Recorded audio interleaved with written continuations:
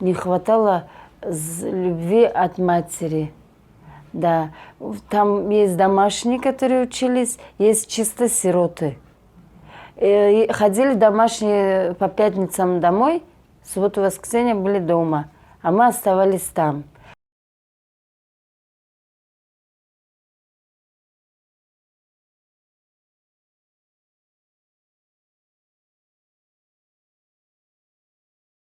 Они типа в хороших условиях живут, в тепле.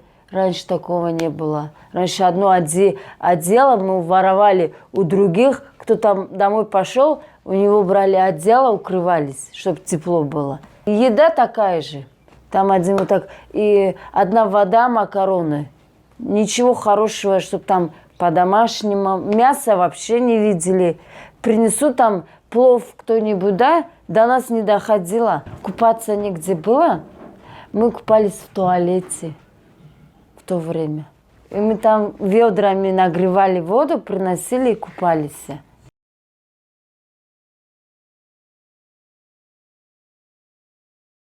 В 9 классе я закончила интернат.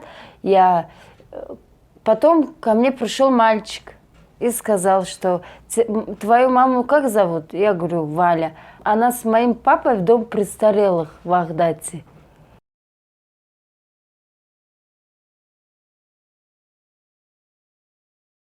Она стала орать, плакать, прости меня.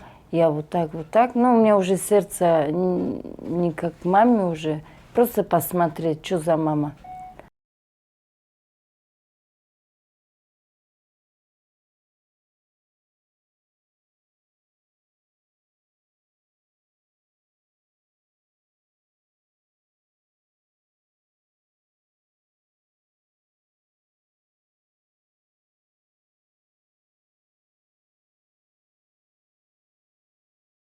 Ну, я ее послушала, она его привела, познакомила, и я влюбилась. Влюбилась, и она говорит, у него крыша над головой, у него мама есть, все будет хорошо. Я поверила, и за него вышла замуж. Оказался он алкаш.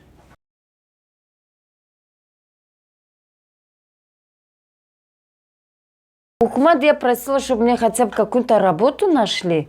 И спросила, говорю, а почему вы не выдаете нам хотя бы что-то, да, элементарно, не временное жилье, а хотя бы, ну вот честно скажу, хотя бы подвал мне дайте, я из подвала сделаю конфетку.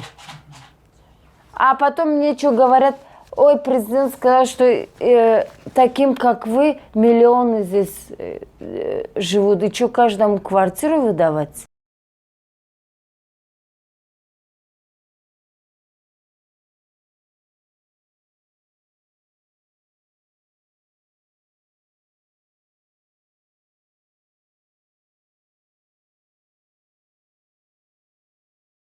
Учительница была права, что поступай, это твой хлеб.